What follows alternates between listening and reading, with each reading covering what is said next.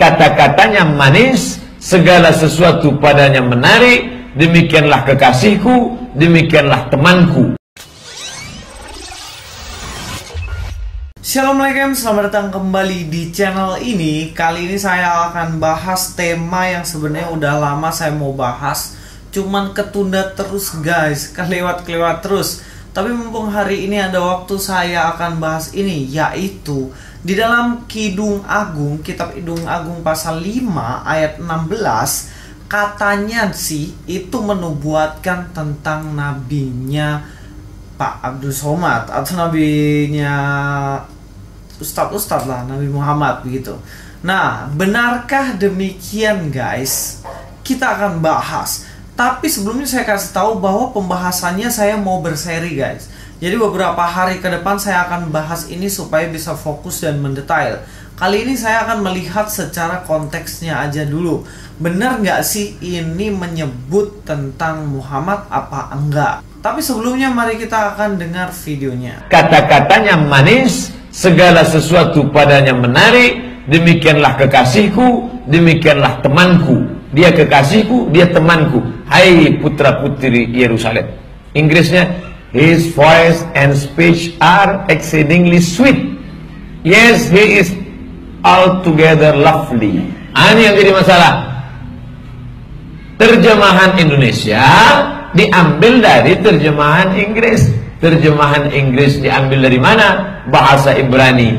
Kalau dilihat bahasa Ibrani yang asli, di situ tertulis Muhammadim.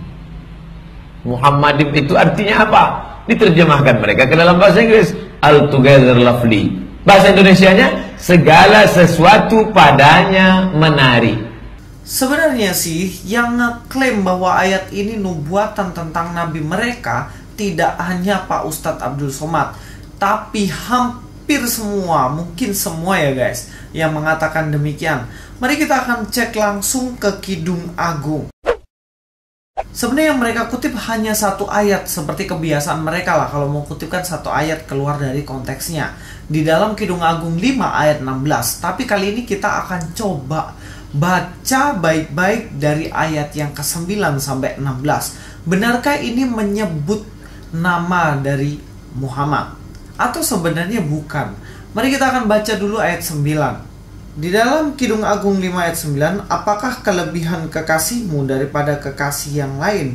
Hai jelita di antara wanita, apakah kelebihan kekasihmu daripada kekasih yang lain, sehingga kau sumpahi kami begini?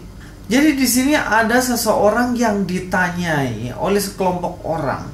Bagaimana dikatakan apa sih sebenarnya kelebihan kekasihmu itu daripada kekasih-kekasih yang lain?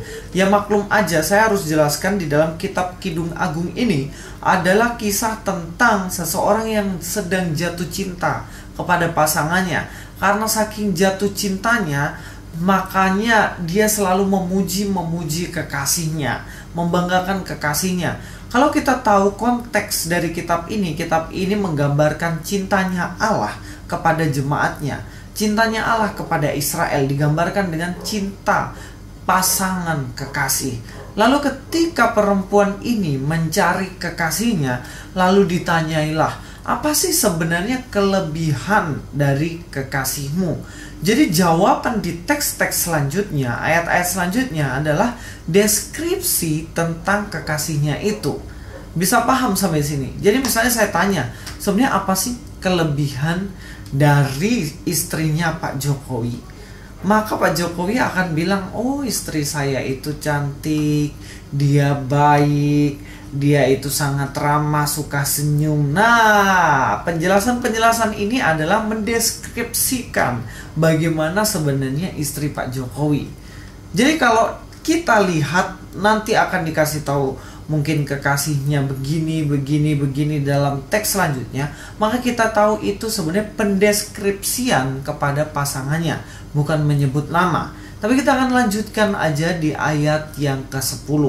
Dikatakan di dalam ayat 10, putih bersih dan merah cerah kekasihku, menyolok mata di antara selaksa orang. Dia memuji keelokan, ketampanan dari kekasihnya. Bahkan dikatakan putih bersih, bahkan dikatakan menyolok matanya dan lain sebagainya. Bukan menyolok dicolok matanya, bukan guys, tapi menyolok itu artinya menyala begitu ya.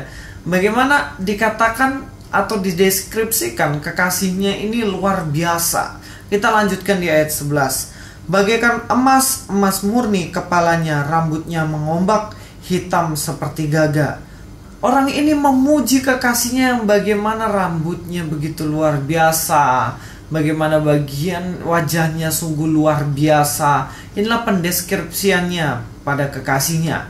Lanjutkan di ayat yang ke-12. Matanya bagaikan merpati pada batang air, bermandi dalam susu, duduk pada kolam yang penuh. Pipinya bagaikan bedeng rempah-rempah, petak-petak rempah-rempah akar, bunga-bunga bakung bibirnya, bertetesan cairan mur.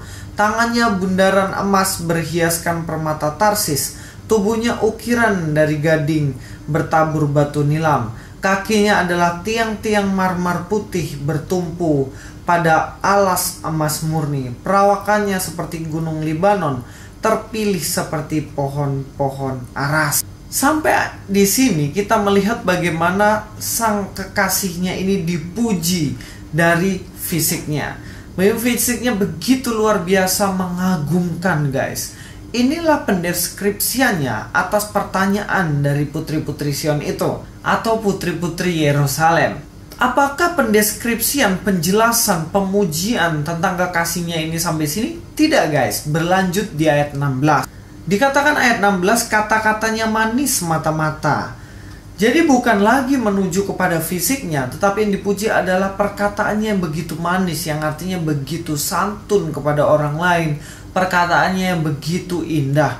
Zaman sekarang ya jelas nggak toksik lah. Sekarang banyak banget YouTuber yang toksik, yang maki-maki sampai akhirnya di banned ya sama YouTube, nggak dapat iklan, dapat dolar kuning gara-gara toksik. Nah, orang ini kekasihnya ini nggak seperti ini, karena dikatakan di situ bagaimana kata-katanya begitu manis. Lalu dikatakan segala sesuatu padanya menarik.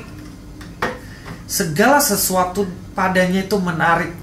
Nah, kata menarik inilah yang di dalam bahasa Ibrani-nya Makmadim, yang dikaitkan dengan nabinya mereka.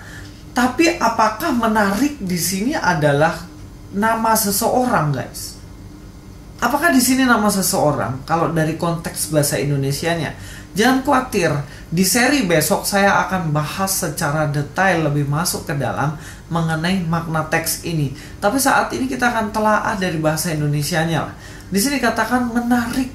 Apakah di sini menyebutkan nama seseorang atau menubuatkan seseorang? Jelas enggak.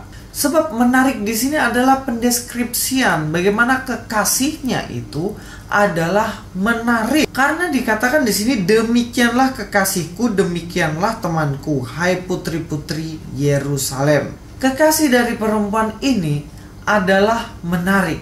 Jadi sifatnya itu sungguh menarik sehingga orang itu menginginkan dia. Jadi bukanlah kata ini menyebut kepada nama seseorang atau nabinya seseorang. Ini jelas salah kaprah. Kalau misalnya istri saya lalu bilang, ditanya, itu suamimu itu bagaimana? Lalu istri saya bilang, dia itu sungguh menarik.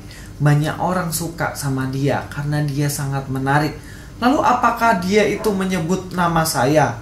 Kan enggak, nama saya tetap Louis Prasetyo, tetapi sifat saya itu sungguh-sungguh menarik orang.